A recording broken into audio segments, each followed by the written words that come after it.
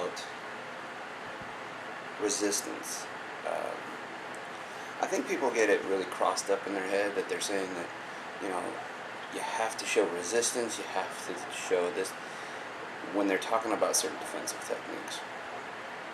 Okay, so we have the static movements, and then we have the guys that are heavy into static, don't move at all, and then we have the people that are resist, resist, resist. In my opinion, there's a folly with that kind of resistance. And this is what I mean by the folly of it. It's not that it's bad to have resistance. It's really not actually bad to have the static either. And I'll get to all this reason why. The first part is static movements. Static movements is there to understand what you're doing, understand your principle, understand your concept, and for many arts, to understand your technique. It's to understand what you're doing in that situation. Okay, it's for your body position. It's for your body position, your posture, your positioning, all those, and your placement. Is to show where you need to be moving, not just so much between you and that person, between where you have to be standing, how your body needs to be placing itself for basically the most effective way to throw your shot, to get your technique done, to put that stuff in there. That's what a static movement is there for. It's for you to learn and to do as many repetitions as you can to start getting it down. And then resistance is good for the fact that not everyone's in a real fight, whether it's competition or whether it's in the street, it doesn't matter which. They're not going to cooperate with you. Okay? They're not going to give you their arm. They're not going to give you their and they're going to do stuff that's completely different than, they're going to do things that are different than what you've really trained in the school. Mainly because it's unpredictable. There is no step-by-step, color-by-numbers type of instruction on that. You just have to do it.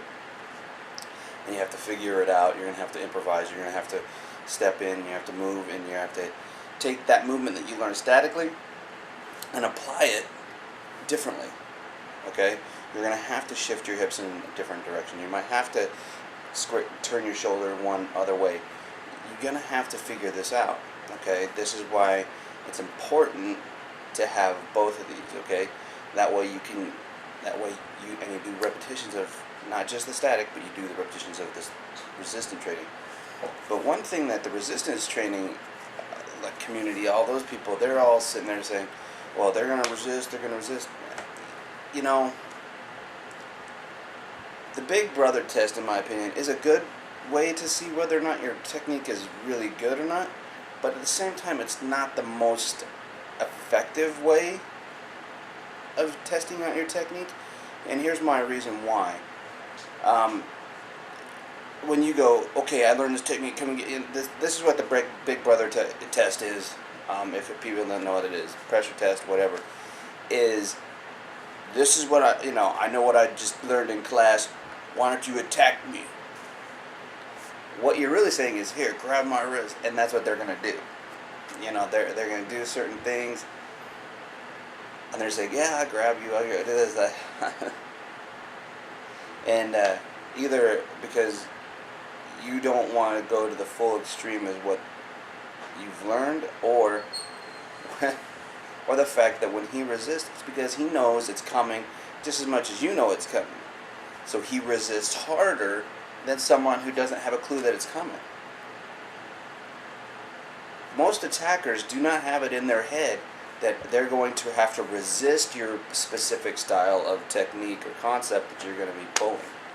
So as soon as they grab you and you get into motion, they don't go, oh, I got to resist. Most of the time, that it's not the resistance that you need to worry about as much as it is the fact that they're going to fight back, they're going to be moving away from you, and they're probably armed or have friends, or or. That's it. They could probably be both, and most of the time are probably both. Okay? So what we're looking at isn't so much a problem with resistance. It's the type of resistance everybody's giving. They're like, yeah, see, if you're really strong, this person can just pull you. And even though that's a good point, if you're trying to control someone and all of a sudden they start pulling you because they're very big, very strong, and they're, hopped up on something, that's an issue.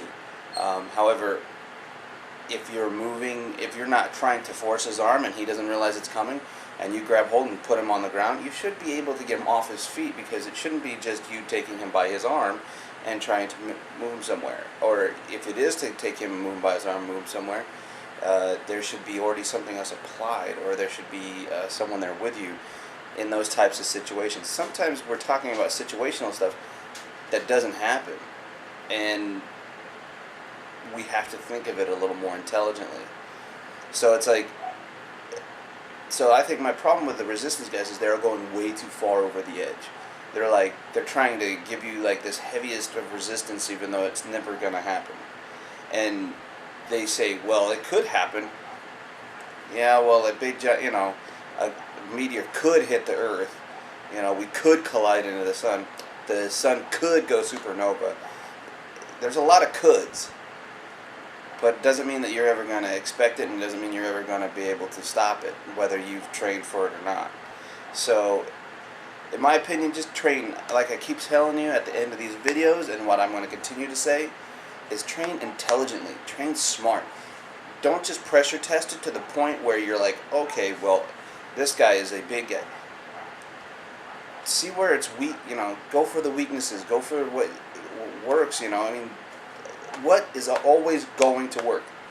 Not something that's, that could work if this guy is bigger. Okay, what about the little wiry guy that just can slide out of your arm? That's resistance too, and the only thing he's done is not muscle you, but move and change direction. So, but there's my opinions. If you get, I don't know. If you agree, comment.